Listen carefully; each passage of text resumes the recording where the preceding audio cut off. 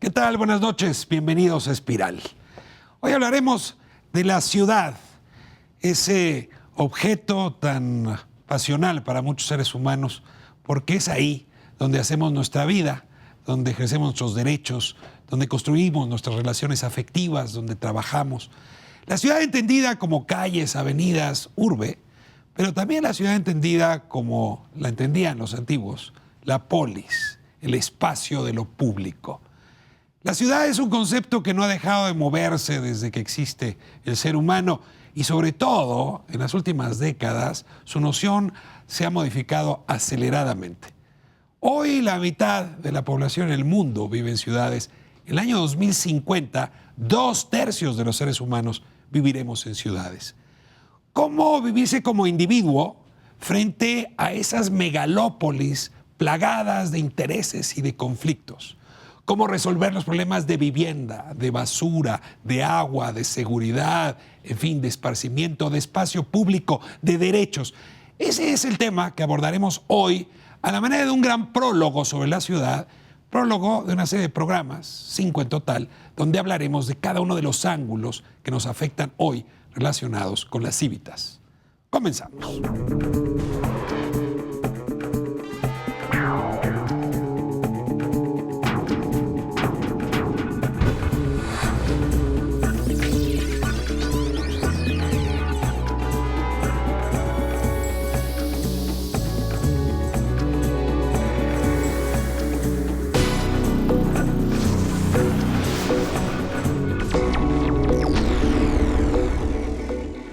¿Vive usted en la Ciudad de México? Sí. Allá por Vallejo. Soy de aquí, soy de La Guerrero. Aquí en la Tlaxpana. La delegación Gustavo Madero. Por Indios Verdes. En Ecatepec, por Plaza Aragón, por Avenida Central. ¿Le gusta vivir en la Ciudad de México? Sí, sí me gusta. Siempre me ha gustado, siempre es muy metrópoli, la gente, el ambiente y todo está. Uy, no, pues me gustan todas sus plazas, el Zócalo, que es precioso, que está descuidado, pero es precioso. Bueno, el centro histórico, todo eso, sus artesanías, todo eso, sus bibliotecas, todo. Por la gente, le encuentras mucho humor a la gente. Pues la Ciudad de México tiene muchos lugares donde ir. Está La Condesa, está Polanco, que ya también ya hay muy buenos restaurantes para ir a comer o desayunar. Cine, teatro, parques de diversión. Tenemos de todo, nomás nos falta un Disney. Hay muchas oportunidades porque pues todo lo tenemos a la mano. Me encanta vivir aquí. Aquí me tocó vivir y lo disfruto. ¿Cuáles serían las cosas que no le gustan en la ciudad? No, pues el tráfico, el smog. Pues tanto carro, tanta contaminación. El tráfico, el estrés, golpes en el metro, violencia. Pues el tránsito, la contaminación, la basura, la falta de civismo que tiene la gente por no tirar basura. El comercio, ¿no? Los ambulantes, bueno, todo ese tipo de... Sí, afecta un poquito también al peatón, ¿no? Más que nada. Que hay mucha gente ya, ¿no? Ya somos muchos por todos lados. Como dice Cristina, aquí nos tocó vivir a huevo.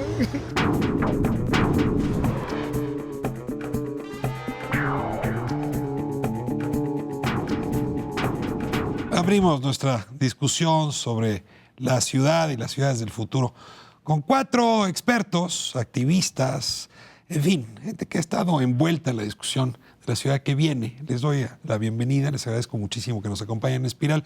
Y bueno, como es ya costumbre aquí en el programa, les pido que ustedes mismas se presenten. Fernanda, comenzamos contigo.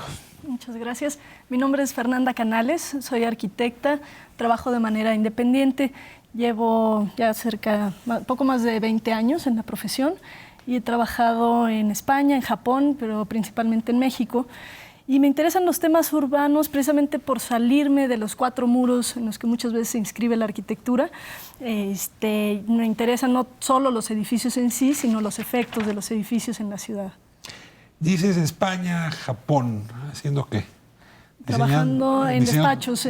Pero cerca de temas de urbanismo o en temas... En Tokio estuve con Toyo Ito en un despacho de arquitectura, en Barcelona con Ignacio Sola Morales en temas urbanos y de investigación, y en Madrid con Fernández Galeano también como en temas de investigación de proyecto. Mira esas ciudades y uno se queda con la impresión de que la gente podría estar más interesada en las ciudades de lo que estamos en México. ¿Es una impresión correcta? Sí, totalmente. Sí. Sí, desde la parte histórica, la parte de uso, la parte de cara a futuro sobre todo. Te vamos a sacar jugo hoy. Te agradezco muchísimo que estés aquí, Fernando. Arturo, bienvenido. Gracias por la invitación. Mi nombre es Arturo Ortiz, soy arquitecto, también independiente y profesor en la Universidad Iberoamericana. Y me he dedicado a estudiar la ciudad por los últimos años. Ha sido un tema que me apasiona entender cómo se dan los procesos de urbanización, por ejemplo, en los asentamientos irregulares o en la vivienda producida por el Estado, y cómo la arquitectura y las cosas específicas en realidad no son otra cosa que, desde mi punto de vista, que un eslabón más dentro de una cadena de producción. Para mí las ciudades son una expresión de la sociedad en relación con sus modos de producción histórica, y entender la ciudad tiene que ver con entender las formas de producir. Y ese es un poco lo que he venido haciendo. Entonces entiendo, las ciudades que se fundaron alrededor de un aserradero, o alrededor de un ingenio, o alrededor de una mina, o alrededor de un puerto, ¿tienen una fisonomía particular? ¿A eso te refieres? Tienen no necesariamente una fisonomía particular, pero sí una serie de relaciones que le van dando forma y sentido a una ciudad. A ver, te pongo ejemplos. Morelia, ¿a qué se dedicaban o por qué es Morelia como es? Bueno, te podría decir mejor, te pongo un ejemplo mucho más claro. Hoy en día tenemos un modo de producción financiera y tenemos cientos de conjuntos habitacionales de pequeñas casitas que en realidad lo que producen son créditos, mucho más que vivienda. Las constructoras no son constructoras, son empresas financieras. Son empresas que sirven como un dispositivo de una producción financiera. Bueno, vamos a ver que esto nos lo expliques más despacio, porque son lo que quiere tener es una casa, no un crédito. El crédito era un instrumento para tener una casa. Bueno, adicionalmente soy editor de una revista también. ¿Qué revista? Ensamble. Muy bien. Andrés Layo, bienvenido de nuevo a Espiral. Muchas gracias, Ricardo. Yo trabajo como periodista cotidianamente, pero también soy urbanista. Aunque por mi formación, mi interés en particular son las relaciones políticas en las ciudades y el tipo de conflictos que se generan en distintos actores que existen en las ciudades y cómo tiene consecuencias sobre lo público, no solo el espacio, sino la forma de construcción, como los servicios compartidos, etcétera. Estas ciudades inmensas o llamadas megalópolis tienen la impresión de ser como un océano infinito donde uno acaba siendo una pequeña bacteria. Tú te has dedicado mucho a ver cuáles son los derechos, las prerrogativas de esas bacterias en las ciudades. Y es que a final de cuentas, si no podemos ejercer nuestros derechos en las ciudades, pues ¿dónde? Claro, es el lugar por excelencia de... Si pensamos que los derechos tienen que ser expresados públicamente y así son verificados, así sabemos que realmente existen y no nada más están enunciados, entonces suceden en los espacios compartidos donde nos vemos unos con otros. Y la ciudad, en el sentido de ser lugares de alta densidad de población, son un muy buen ejemplo de donde se establece visiblemente que hay un derecho y no solo se enuncia. Vamos a hablar de los derechos en las ciudades mexicanas. Y bueno, tenemos aquí también a Alejandro. Alejandro, bienvenido. ¿Qué tal, Ricardo? Gracias. Yo, Alejandro Hernández, también soy arquitecto. Como Fernanda y Arturo, también independiente, no sé qué tan cierto luego sea eso, pero ¿Independiente de qué? Sí, independiente de qué. O sea, la arquitectura siempre depende de muchas cosas. Entonces, reclamarte como arquitecto independiente es casi como decir que no tengo trabajo. Podrías decir, pero bueno. O no me pagan por lo que hago. No me pagan por lo que hago. Escribo, enseño en un par de universidades. Pero a ver, define, ¿qué es arquitecto independiente? No, o sea, que no estás en un despacho. Que tienes tu propia práctica. Sí, evidentemente claro, lo que quieren decir Fernanda y Arturo es eso, que tienes tu propio despacho. Yo ni siquiera llego a propio despacho. Yo soy una especie, honrando a Humberto Ricalde, nuestro maestro de algunos, diré que soy un mercenario de la arquitectura. Trabajo con amigos normalmente, mercenario en buen sentido, espero, no sé si haya malo. Trabajo con amigos y básicamente también lo que hago, escribo, he curado exposiciones. Si fueras el que hizo alguno de estos edificios desagradables de la ciudad, te vuelves mercenario. No, yo creo que esos son los menos mercenarios. O sea, esos actúan de una manera mucho más agresiva hacia la ciudad que un mercenario. Un mercenario lo que hace es sumarle fuerzas a otro, no necesariamente restarle a la ciudad, que es lo que hacen muchas veces ellos, ¿no?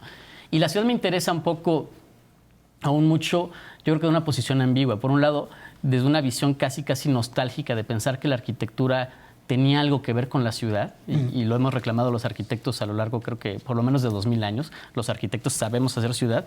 Y por otro lado, una visión realista, diría, de pensar que no, que la ciudad o la urbe se hace solita, se hace con otros mecanismos financieros, de poder, demográficos, etcétera. Y la arquitectura muchas veces, no sé si haya sido marginada, o finalmente su papel es ese, su papel es mucho menor en relación a cómo la ciudad se comporta.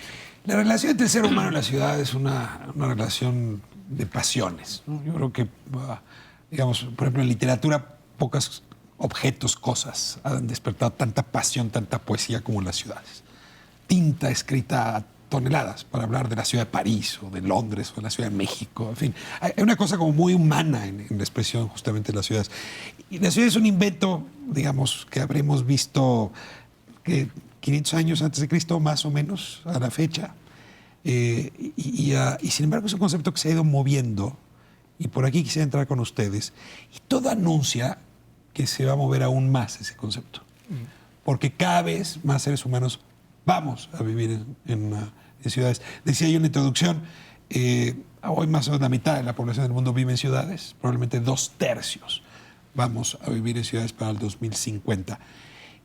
Digamos, estos son datos, son retazos del asunto, pero sí me gustaría que ustedes me ayudaran a encontrar una narrativa que me permita explicarle al auditorio, que nos permita a todos, hacia dónde van las ciudades y por qué las ciudades van a seguir siendo nuestra pasión y hacia qué tipo de pasión se van a convertir. Y abro la discusión con quien quiera empezar. Es que yo creo que primero tendremos que definir realmente a qué le llamamos ciudad, ¿no? Porque si decimos la mitad de la población vive en ciudades, habría que ver que no es lo mismo vivir, y otra vez voy a sonar como muy romántico, pero no es lo mismo vivir en París o en Barcelona que vivir en Mumbai o vivir en la Ciudad de México, ni siquiera en la Ciudad de México, en todas las partes de la Ciudad de México, ¿no? Entonces, lecherías, sí, de Nesa a Bosques de las Lomas, y no por decir que uno esté bien y otro esté mal, sino es muy diferente vivir en uno que en otro. Y yo creo que eso define que mientras sigamos llamando ciudad y pensando que es exactamente lo mismo, cualquier conglomerado humano de millones de personas que ahora son los que cuentan, entraremos en ese problema, ¿no? O sea, la mitad de la población déjame tener atención a la discusión, porque entiendo muy bien desde la idea incluso de un ingeniero, de un arquitecto, que no puedes estar confundiendo el término. Pero la ciudad es un término previo incluso a eso, ¿no? Es una noción de polis, de civitas. Evidentemente. A mí me parece que de hecho ahí tiene una definición interesante. Nosotros podríamos hablar de entornos urbanos y podríamos hablar de ciudades. En la Carta de Derechos que mencionabas hace rato, de Derecho a la Ciudad, habla que la ciudad tiene dos definiciones. Una definición que es su conformación física, que son sus calles, sus avenidas, los edificios y todo lo que la forma. Y por el otro lado existe una ciudad o un espacio político. Y en ese sentido, el espacio político es aquel lugar que define a la ciudad como el lugar en donde yo puedo participar, en donde yo puedo ejercer mis derechos, en donde yo puedo tener como cierta civilidad y cierta relación con el Estado. Aquí lo que me queda muy claro es que en entornos como México y como Mumbai, como otros en el mundo, pues no son parejos, no son parejas y no son equivalentes el entorno urbano, digamos, con el espacio ciudadano, con el espacio político. Divorciados. Me parece que hay zonas que están alejadas del espacio político, que se convierte muy difícil poder acceder, por ejemplo, a los derechos en algunos entornos urbanos, en algunos entornos, en asentamientos irregulares o en favelas o en estas pequeñas casitas que hablábamos al principio, no en todos lados, no generalizo, pero de pronto hay estos espacios en donde se pierde de alguna forma ese contacto, esa manera de poder ejercer tus derechos políticos. A ver, déjame, digamos, ralentizar un poco la discusión. Hay dos definiciones entonces de ciudad. Y tú adelantas, si esas dos nociones se armonizan, puede ser que tengamos una mejor ciudad. Digamos. Así es. Déjame regresar nada más y escuchar sus definiciones de ciudad. ¿Y a mí están de acuerdo con esta idea de que si se armonizan es una mejor ciudad? A mí lo que me parece bien interesante es cuando uno piensa que la Ciudad de México fue una de las primeras ciudades en el mundo, a principios de los 80s, en escandalizar internacionalmente a la humanidad por sus dimensiones y esta especie como de potencial casi desconocido, abrumador, gigantesco. De hecho, salió en la portada de Time, en Life Magazine. magazine salía como ciudad monstruosa a la que no se sabían los efectos, qué iba a pasar con esta ciudad unos años después, cuando se calculaba en el 78 que la Ciudad de México iba a duplicar el número de sus habitantes, el tema de contaminación, eran temas que por primera vez se escuchaban a nivel ya como mundial y empezaron a ser muy alarmantes, mucho más alarmantes de lo que son ahora. Ahora, 20, 30 años después, nos damos cuenta que esta condición no solo es común, sino además se comparte con lugares ya fuera de los países del tercer mundo, que además cada vez pasa más, cada vez nos gusta vivir más juntos. Esta urbanización del mundo de la que hablabas es una condición que además se ve que a distancia va a seguir siendo la más solicitada. Entonces empiezan a dejar de asustar y a convertirse también en unos entornos de un potencial enorme, compartido con Asia, con Europa inclusive, y entonces la condición cambia totalmente. Y creo que esa nueva... Deja de ser un lugar aterrador.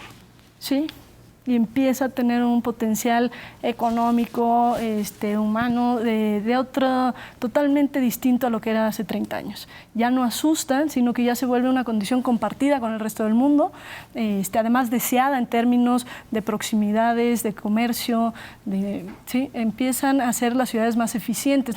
Ya no hablo de la Ciudad de México en particular, pero sí de la urbanización densa. Empieza a ser un modelo cada vez más... A ver, Andrés, ¿se puede ayudar? Porque en realidad ya tenemos 3 discusiones andando. El tema de las definiciones, de su armonización y hacia dónde va justamente la narrativa de las ciudades. Que sí, ¿verdad? Abandonamos la idea de esta supermodernidad donde las ciudades nos iban a devorar a todos, nos iban a aplastar, a abrirse un lugar que puede jugar a escala humana. La densidad de pronto es algo deseado, es algo que además sabemos que va a ser cada vez más frecuente y se vuelve una condición ya a la que estamos acostumbrados. Yo creo que los dos temas están vinculados y comparto la definición de Arturo, creo que es clara. Me preocupa un poco que a eso le llamemos derecho a la ciudad, que hablemos del derecho a la ciudad, no es un tema que me encante, pero que exista la idea del derecho a la ciudad, pensado en la definición de Arturo, lo que refleja es ese cambio del que hablaba Fernanda, porque efectivamente hace 40 años lo que eran todos los argumentos para huir de las ciudades y estábamos tratando de construir la vida lejos de las ciudades y había esta fantasía de que con los cambios tecnológicos, sobre todo en comunicación, uno podría vivir en el campo conectado a internet, desde ahí hacer su trabajo y no tener que convivir con esta cosa horrorosa de la aglomeración urbana, etc. Entonces, con el paso del tiempo fue cambiando el discurso, fueron cambiando las razones económicas para justificar la aglomeración urbana y se empezó a hablar del derecho a la ciudad. Ahora, yo tengo dudas sobre el derecho a la ciudad porque justamente me parece que es uno de esos derechos que quedan enunciados y que en la práctica es difícil que signifiquen algo. Lo que más o menos entiendo por lo que quieren decir cuando hablan del derecho a la ciudad es hay cierto tipo de vida y que cuando la pone uno como derecho a la ciudad y como la definió Arturo, que es la combinación entre la capacidad de ejercer derechos políticos y tener una vida política con un entorno urbano deseable, hay una utopía definida ahí. Y ese es un tipo de ciudad que ahora creemos que es buena idea. Hace 40 años no lo describíamos así como buena idea y yo no sé si en 40 años vamos a describirlo eso como una buena idea.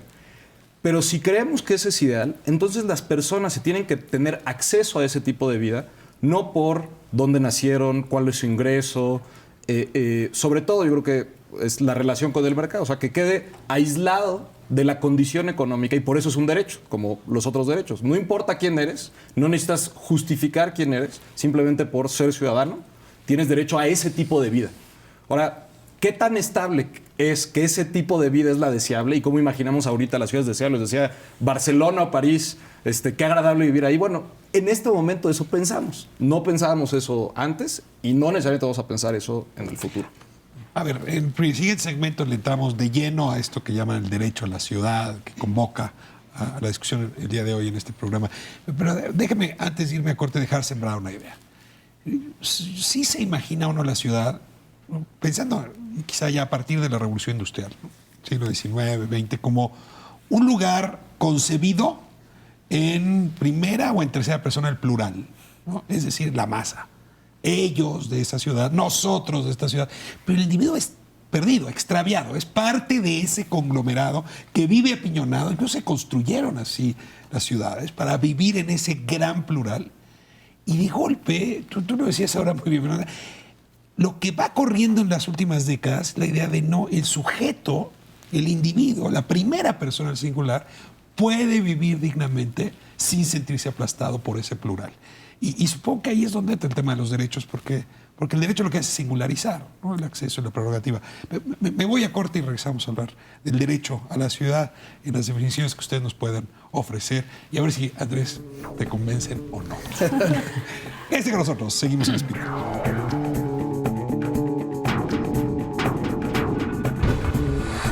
Tiene cosas complicadas, pero me gusta la ciudad, me gusta la gente.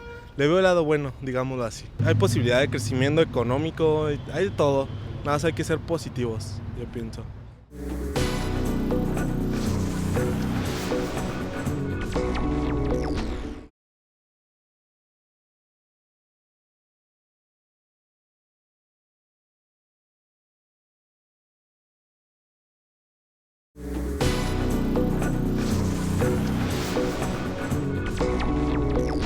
¿Le gusta vivir en la Ciudad de México?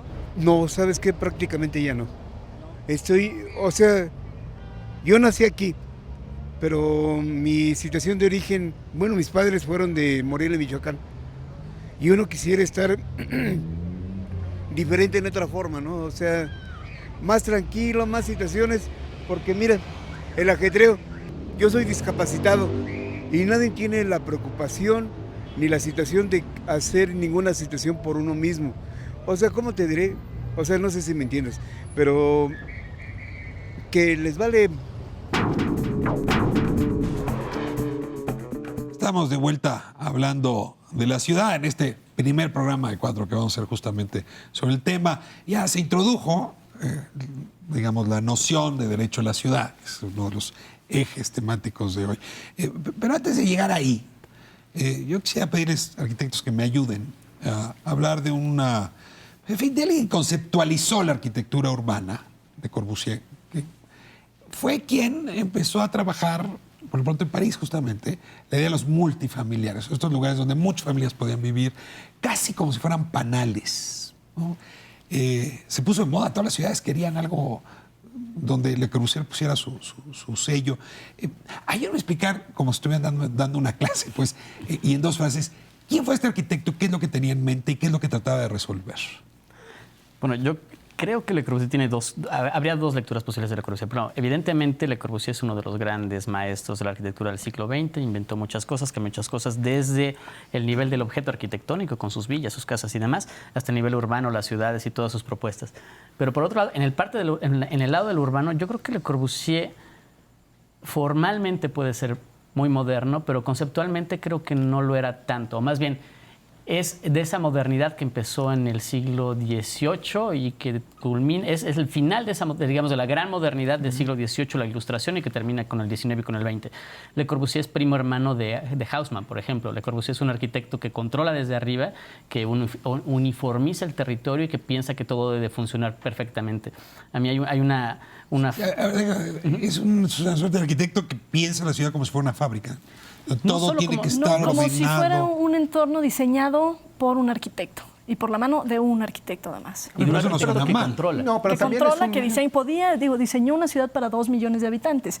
Y el ejemplo de Brasilia, de Chandigarh, esta idea de que 2 personas o incluso una podía diseñar y definir la vida de millones de habitantes. Pero a ver, tú estás hablando como de un gran arquitecto, casi un masón de masones, cuando construye la ciudad. Y lo dicen como si fuera una cosa negativa.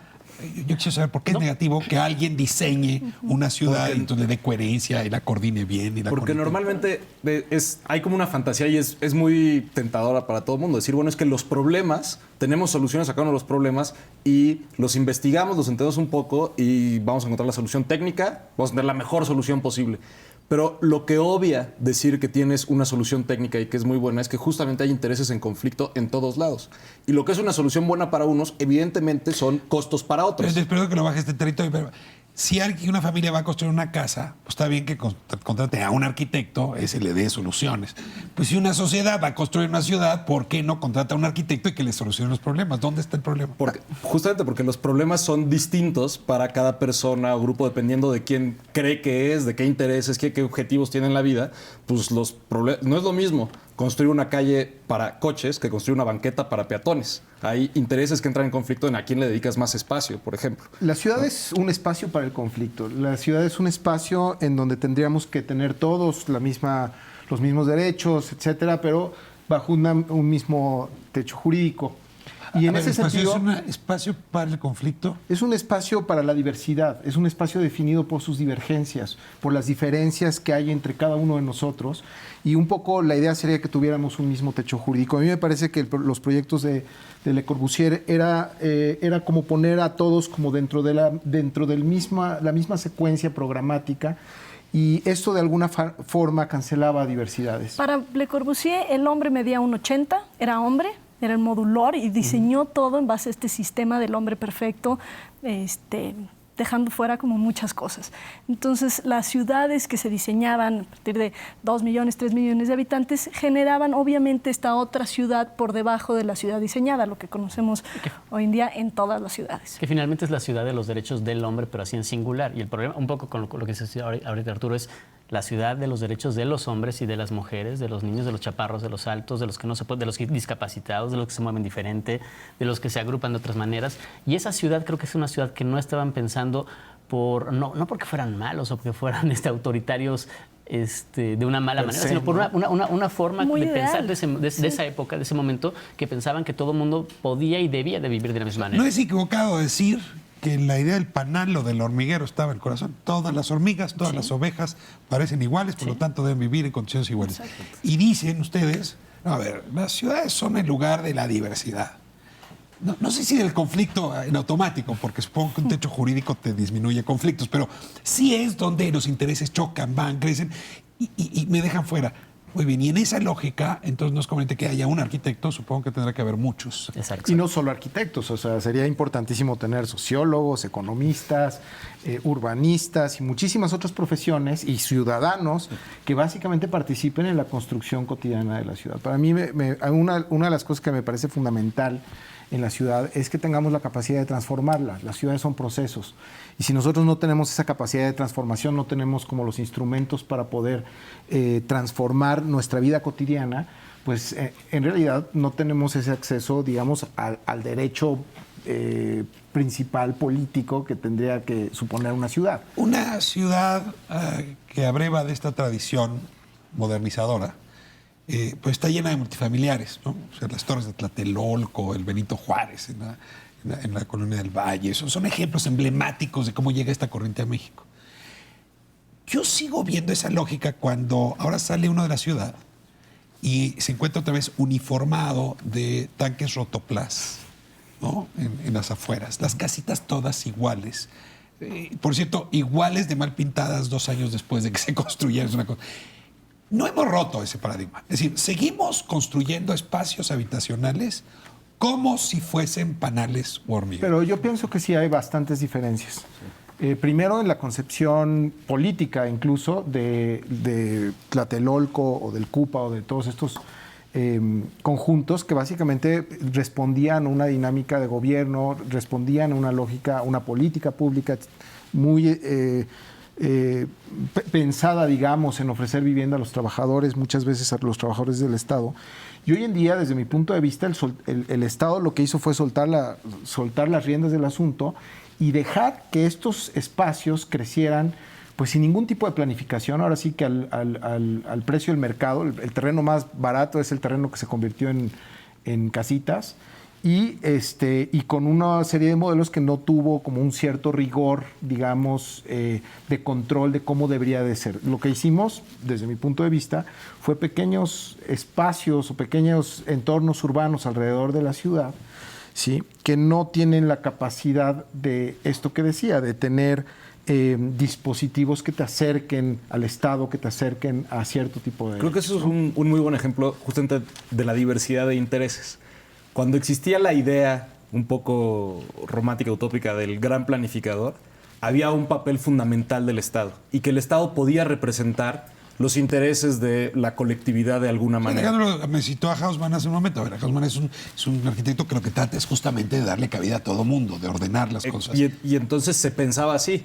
Ahora, el caso de cómo se construye hoy la vivienda, sobre todo la vivienda de interés social, no está pensado así. No hay un gran arquitecto. Hay una solución muy barata para expandir el acceso al crédito y nada más. Y no está pensado de otra manera. Y es porque ahora quien hace la planificación son las instituciones financieras o bueno, las constructoras convertidas en financieras. Y ahí, digamos, la mano visible del arquitecto, esa de la foto famosa de Le Corbusier diciendo aquí va un multifamiliar, se volvió la mano invisible del mercado, ¿no? Y es lo que hace donde crece una cosa, donde es factible financieramente. De la arquitectura o de las ciudades diseñadas por arquitectos o por el Estado a las ciudades diseñadas por el desarrollador inmobiliario. Y esa es la dinámica que manda, esa es los que están diseñando la manera en la que crecen las ciudades y totalmente desvinculadas del resto, y no solo de los intereses, sino del resto de la ciudad.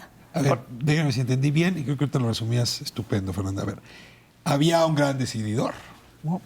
Que estaba encargado de tampoco, planear. eso es con matices, es parcialmente cierto. Pero incluso uno habla, ¿no? Incluso en México uno habla de los regentes de la ciudad como eso, ¿no? Uruchurtu es como el emblema de que esta ciudad en algún momento tuvo un capataz que ordenaba.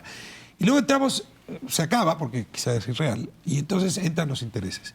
Pero en esos intereses no todos juegan igual. O sea, hay intereses Liechtenstein, ¿no? Hay intereses Rusia, ¿no? O sea, hay enanos, hay intereses muy grandes. Y ustedes están citando el que a mí me da más terror. Y es el que puede financiar campañas políticas y con eso ordenar la ciudad.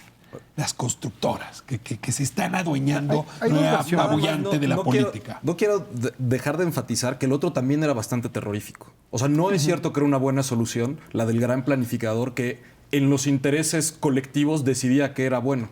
Era también bastante mala solución. Era muy impositivo. Unas pequeñas virtudes era tal vez mejores. Era autoritario. Era muy autoritario. Este es caótico. Y era muy homogeneizante también.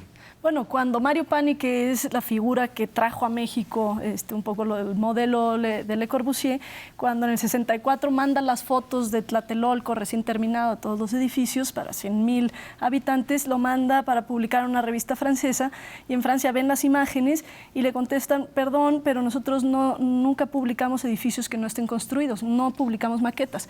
Nadie en Francia podía creer que realmente se habían construido esos sueños autoritarios, masivos, y digo, no había esta cabida utópica. De pronto sí Latinoamérica se convirtió en ese lugar. Pero es que vamos a la mitad del programa. Pasamos ahora a esta otra dinámica caótica que ustedes ya dibujaron. Y Alejandro, déjame, te pido que entres en ese debate. ¿Cuáles son los intereses que hoy diseñan una ciudad? ¿No? O sea, ¿quién es el Le Corbusier? Tú hablas de la mano invisible, hoy la mano muy visible del mercado, jugando en la construcción. Si pudieras dibujarlos, ¿quiénes son? Yo creo, no sé si es una visión pesimista, pero creo que no hay otra que el mercado inmobiliario. O sea, no hay quien haga contrapeso. Los desarrolladores. Sí, no hay quien haga contrapeso al poder de los desarrolladores, porque se les ha dejado totalmente abierta el terreno de juego, digamos, ¿no? O sea, las políticas de vivienda del Estado ya no existen desde hace 15 años y entonces las políticas de vivienda, que sí son políticas de vivienda, o sea, no es que no haya políticas, solo que son decididas por desarrollos inmobiliarios. Políticas de transporte, no existen políticas de transporte, hay incipientes políticas de transporte, pero se han dejado en mano de los particulares que las resuelven como pueden, de los concesionarios. Políticas de educación, de salud, o sea, una política de salud, de instalaciones para la salud en la ciudad, por ejemplo, no existen, sino son resueltas de manera que el Estado ya juzga que lo tiene resuelto con lo que construyó hace 50 años o hace 30 en el mejor de los casos, y el resto lo deja otra vez en manos del mercado. Entonces, yo no veo que haya un contrapeso real al mercado. Ni de espacio público. Y además hay un tema también de concepción entre la masa y el individuo que hablábamos hace rato. Hoy en día me parece que la concepción de las políticas públicas que se han generado para producir vivienda, por lo menos en los últimos 10 o 12 años, tiene que ver con que se entiende al individuo como un engrane más de la economía. No, digo, es alguien que simple y sencillamente sirve como para estar aportando y mantener los mercados estables, ¿no? Pues si todo el mundo debe sus casas, sus coches, su consumo, etcétera, etcétera, a crédito, pues claro, la economía está estable. Entonces, en realidad, lo que hace este sistema es quitarles la humanidad, es quitarles como esta condición de individuo y verlo simple y sencillamente como un número más dentro de una página de Excel, ¿no? Yo creo que sí hay no es un contrapeso, pero por lo menos sí se complementa y no nada más es el mercado. O sea, hay personas que sí tienen capacidad de acción política y de influir en las decisiones que toma el gobierno. Ahora, resulta que las personas normalmente son las que tienen mayor ingreso y mayor acceso a los medios de comunicación. La capacidad de veto de las personas de alto ingreso en la Ciudad de México para ciertas construcciones en las zonas donde viven no la tiene nadie más en el resto de la ciudad. Hablas de las Lomas, ¿verdad? Pero no nada más las Lomas, la Colonia del Valle es lo mismo, la Condesa, la Roma, San Ángel. Es decir, claro, en las zonas ricas, quienes viven ahí son actores políticos y el Estado los toma como actores con poder y por tanto ellos sí pueden ser, cuando consideran que sus intereses son afectados por el mercado, sí pueden contener al mercado y hasta tienen argumentos de por qué el mercado no se debe meter en su vida. Cuando se trata de personas de menor ingreso, siempre esas mismas, o suele haber grupos activados políticamente que justamente lo que argumentan es la mejor manera de lidiar con las personas que no son actores políticos, que solo son sujetos inermes y que reciben cosas, es con el mercado. Y ahí sí que importa que pase. No nos importa que no puedan actuar políticamente. Pero aún en los otros ejemplos, Torre Pedregal, Coyoacán, o sea, ni siquiera en esos lugares han podido tener un mínimo control ni estrategia a largo plazo. Te prometo regresar contigo. Déjame irme a corte, nada más teniendo una breve diferencia. ¿Es un problema de mercado económico o realmente es un problema de mercado político?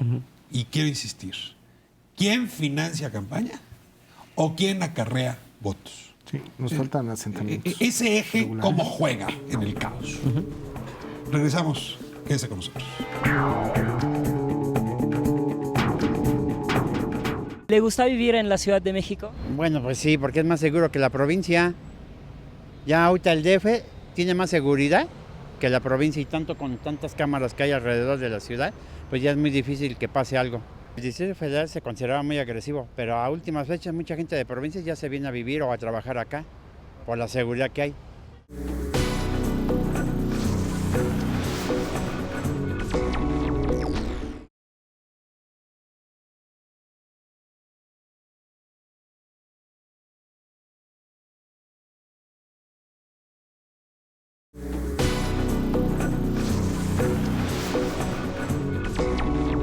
Está padre todo lo que tenemos aquí en la ciudad, acceso a todas las plazas, a todo lo comercial,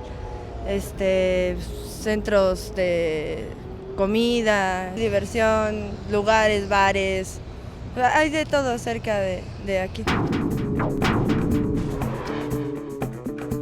Estamos de vuelta en Espiral. Pues, en fin, un poco preocupados después de escucharles. Sí, había un gran arquitecto autoritario, en fin, pero que intentaba ser racional. Fue sustituido por el mercado económico, político, por los intereses, por los desarrolladores, por los concesionarios de transporte, que nos han arrojado a ciudades muy caóticas, que es muy fácil que nos devoren. Y ahí Andrés estaba advirtiendo justamente de cómo los intereses políticos juegan muy fuerte. Y Fernanda, tú le interrumpiste y dijiste, a ver, Coyoacán, ibas a dar ejemplos de cómo los intereses políticos han jugado para bien o para mal en esta Yo noche. discrepo esta visión de que en las colonias de mayores ingresos exista un mayor control o que le hagan más caso a los ciudadanos. Yo creo que padecen de las mismas visiones a corto plazo, de la misma, no sé, el caso Pedregal, de la torre o en Coyoacán, y están teniendo que aceptar decisiones que no se entiende bien quién las toma, no se sabe quién encarga proyectos públicos, no se sabe, esta especie de vacío del proyecto público en general o de la estrategia a largo plazo, creo que es... Es cierto, pero también si uno ve la calidad de los servicios en ciertas zonas de la ciudad es radicalmente distinta. Es decir, es una ciudad segregada, no solo en términos del valor de las propiedades, sino segregada por los servicios que provee el Estado. Te dirían es que pagamos más predial. Bueno, eso solo es evidencia de la segregación que existe. Sí, puede ser cierto. Pero si esa es la justificación, entonces quiere decir que reconocen esa segregación y dicen, y está justificada porque pago más predial. En términos de cómo construyes una ciudad, yo creo que eso es lo que resulta y nos parece muy caótico. Cuando no todas las personas son actores políticos que tienen intereses a defender. Yo tengo un problema con la defensa de intereses. O sea, que todo el mundo los pueda defender más o menos igual es mejor a que solo los puedan defender unos cuantos. Y creo que ese caos se debe en buena medida a que son muy pocos los que pueden defender intereses. Y aunque sí, eso no rescata lo público, porque muchas veces los vetos son llamadas telefónicas a la autoridad de, oye, no puedes hacer eso, y entonces la autoridad duda y titulea. Pero no también tendrías la estela del Bicentenario, no existiría. También hay un tema alrededor, por ejemplo, de la disolución de estructuras del Estado capaces de, por ejemplo, atender temas en donde no entran los mercados inmobiliarios, como podrían ser los asentamientos irregulares, en donde ahí directamente entran estos grupos, los Frentes Popular, Francisco Villa, el Movimiento Antorchista, etcétera, que de cierta forma operan como una especie de sustituto del Estado. Y pues desde luego acarrean una gran cantidad de problemas a través de dinámicas corporativas que traen votos, que traen una serie de aspectos pues que no quisiéramos o que no nos parecen a lo mejor dentro de esta visión correctos, pero que desde luego también participan políticamente y también tienen intereses que sí son hasta cierto punto de mercado, son una opción distinta, pero sin lugar a dudas representan intereses políticos. Ahora, digamos, entiendo la discusión que realmente es de matiz. O sea, en principio, el que tiene un poquito más de dinero o un poquito más de conexiones o un poco más de capacidad de chantaje público, ¿no? Pues sí, puede defenderse un poquito más. Pero Fernanda dice, poquito. Nadie puede Porque frenar el caos es tal... La estela de luz nadie la pudo frenar. El caos es tal que en realidad estamos inermes, fue la palabra que utilizaron, indefensos. Y aquí es donde viene el tema central. Cuando en las sociedades humanas, desde la modernidad para acá, estos grandes poderes, estas grandes mareas de intereses han aplastado al individuo, se han inventado los derechos. Los derechos es un artefacto para enfrentar justamente la pata del elefante que ahí viene. Y aquí es donde viene la pregunta de si esto que ustedes llaman el derecho a la ciudad nos puede proteger frente a los desarrolladores inmobiliarios, los concesionarios, los Panchos Villas, en fin, los financiadores de la estela de luz. A mí me parece que el derecho a la ciudad es interdependiente, digamos, de los derechos humanos. ¿Sí? Y de alguna forma lo hacen evidente y lo que procura, por ejemplo, la Carta... Se abreva de los derechos humanos. Exacto. Y lo que busca la Carta es justamente crear las condiciones para que en las ciudades, también tal vez de manera utópica, la gente tenga como esta posibilidad de ejercer sus derechos y de tener acceso a los servicios públicos. ¿A qué carta te refieres? Porque no hemos hablado de esa carta. Es la Carta de Derechos de la Ciudad. ¿Qué es eso? Es una carta publicada, no me acuerdo exactamente en qué año, en donde distintos países y organizaciones firman esta carta. Principios de los 2000, ¿no? 2004, si no me equivoco.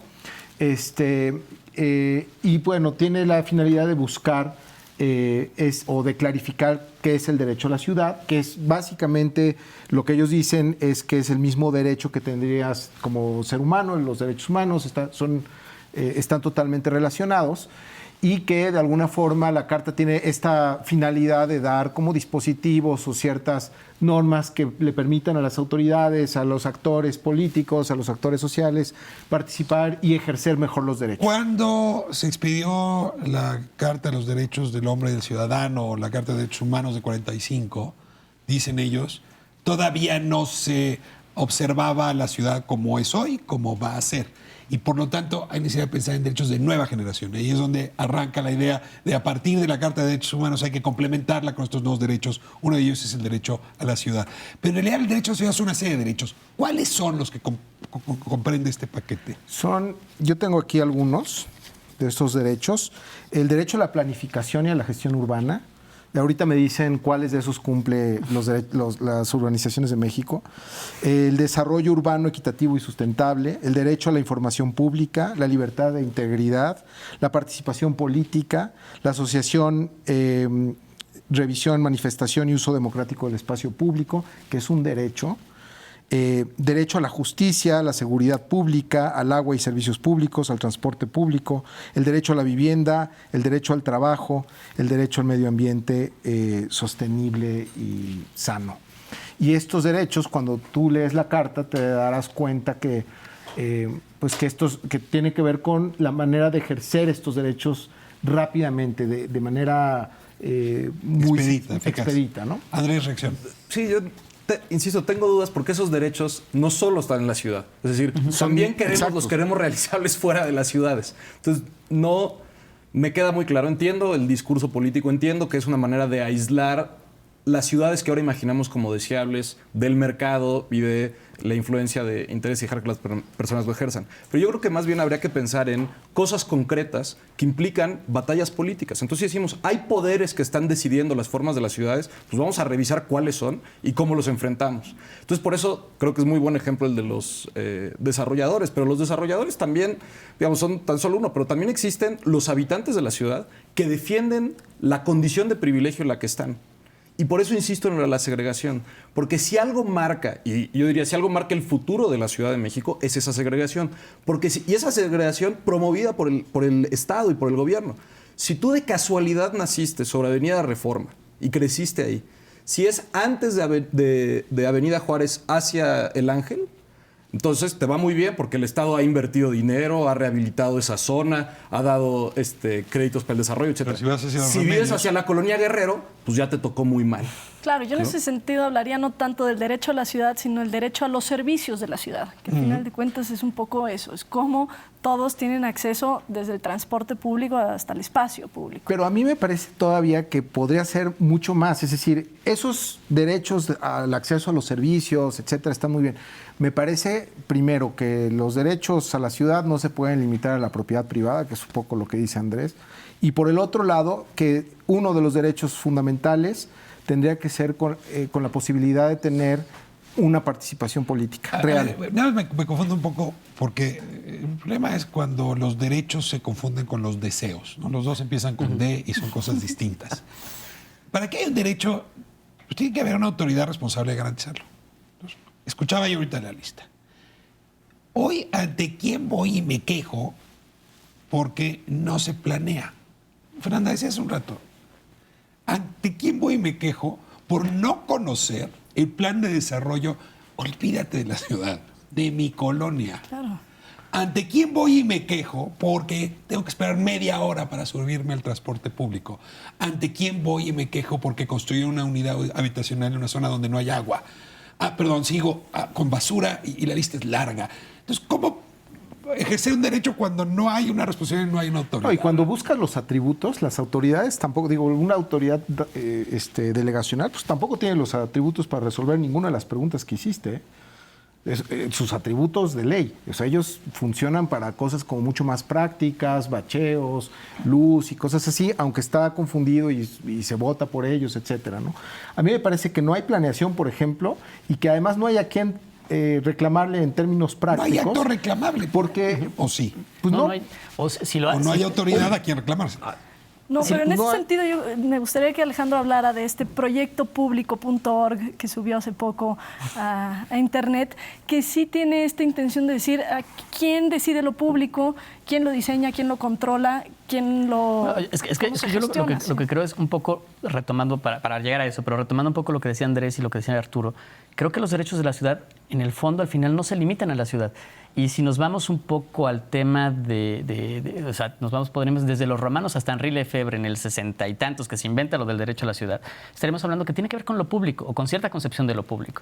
Que lo público, evidentemente, en un principio, otra vez si somos muy romanos, era lo que tenía que ver con las chivitas y los de afuera, pobrecitos, eran o la plebe o los bárbaros y estaban excluidos. Pero los la inclusión, idiotas, en el caso de los griegos. El de los griegos. Y lo importante es que la inclusión implica volver ciudadanizar, os voy a decir una perogrullada, pero la ciudad ciudadaniza y la ciudad civiliza. Y ese derecho a civiliza no en un sentido así de que civilizado estás. No, pero civiliza en un sentido de que te abre oportunidades y derechos a cosas que de otra manera a lo mejor no tendrías o que te eran negadas de otras maneras. Y creo que eso excede o va más allá de la ciudad.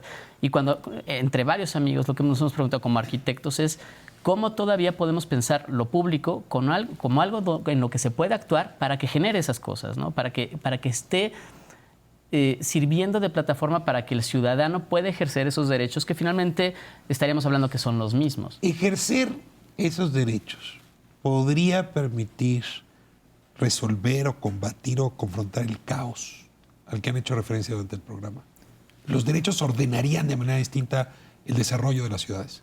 Pero es que yo no estoy seguro que queremos huir del caos.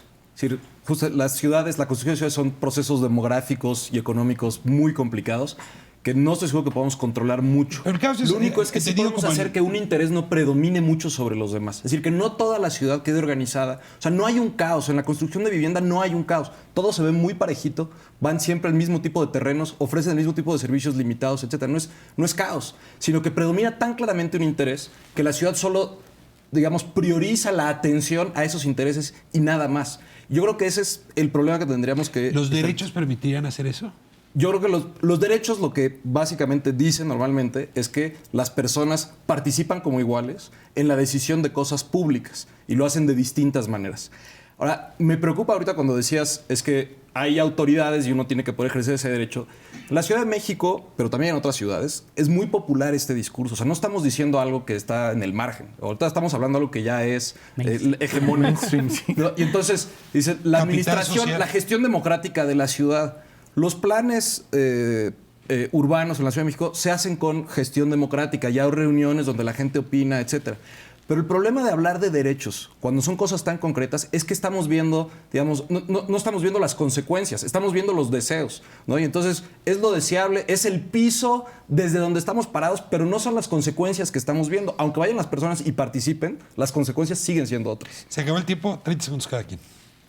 Yo creo que yo volvería un poco a esta construcción de ciudadanía y al tema de que los derechos van desde la libre expresión de lo que uno piensa hasta derechos mucho más tangibles, a lo mejor mucho más cercanos, que es, a lo mejor les voy a expresar como un antiderecho, el derecho que tiene alguien de no pasarse 3 horas en la mañana para ir de su casa a su trabajo, ¿no? Y creo que eso tiene que ver con la construcción de los derechos a la ciudad, ¿no? A mí me parece que hay un concepto también de los romanos que establece Giorgio Agamben, que es este ciudadano que no tiene la capacidad de ejercer sus derechos, que es ciudadano y que nadie dice que no lo sea, sin embargo no lo puede hacer, que es el homo sacer. Y me parece que ¿El homo? Homo sacer, eso lo plantea Giorgio Agamben. Es eso, un ciudadano que no puede ejercer sus derechos. Y un poco lo que creo es que tendríamos que estar buscando la manera de generar dispositivos para que la gente tenga la posibilidad de acercarse a sus derechos, sobre todo aquellos derechos que les permitan transformar sus entornos inmediatos. Yo creo que, a mí la parte que más me interesa es cómo tener el derecho a saber qué va a pasar con el dinero público en función del espacio público o de transporte público, o sea, cómo se decide quién lo gestiona, quién lo diseña, quién se le encarga, y que va desde tener derecho a no tropezarte en una banqueta porque está mal diseñada, hasta tener el derecho de conocer de manera transparente la gestión de recursos públicos en obra pública. Andrés, 30 segundos. Yo creo que una parte importante es pensar en el acceso inequitativo que hay a lo que consideramos los beneficios de la ciudad. Y hay un ejemplo muy concreto, algo que sucede en la Ciudad de México cotidianamente, que son mujeres que tienen partos en el metro de la Ciudad de México. Y es porque vienen del borde de la Ciudad de México, donde no existen los beneficios de vivir en una zona aglomerada, con servicios, etcétera, y no llegan a tiempo a los hospitales porque no tendrían otra manera de moverse. Y eso quiere decir muchas cosas, como que viven muy lejos y no tendrían por qué vivir tan lejos, excepto porque el mercado determinado que vivan tan lejos, que el gobierno no ha construido infraestructura en esos lugares, o porque no tiene dinero, o porque no le interesan esas personas, porque son personas pelonas de derechos, digámoslo así. Y entonces... Homo sacer. Y entonces creo que hay que tratar de pensar cuáles son las cosas que sí nos gustan de las ciudades, no pensarlas como una cosa horrorosa, qué es lo que sí nos gusta, y pensar cómo hacemos equitativo ese acceso a lo que consideramos deseable. Bien, este programa nos deja picados con el tema. Y porque además se puede desdoblar para hablar del tema de vivienda, para hablar del tema de movilidad, el tema de agua, que hoy estuvo al margen, pero es fundamental. Lo que hemos decidido es que, agradecidos con el prólogo que han abierto ustedes, en las próximas 3 semanas vamos a estar hablando de la ciudad, justamente alrededor de estos ángulos, a ver si entendemos mejor a qué deberíamos tener acceso las personas, así en singular, para exigir del espacio público que es de todos. No saben cómo les agradezco su presencia aquí en Espiral. Le agradezco mucho a usted que nos haya permitido entrar a sus hogares. Nos vemos próximo miércoles, 10 de la noche, 11 TV México.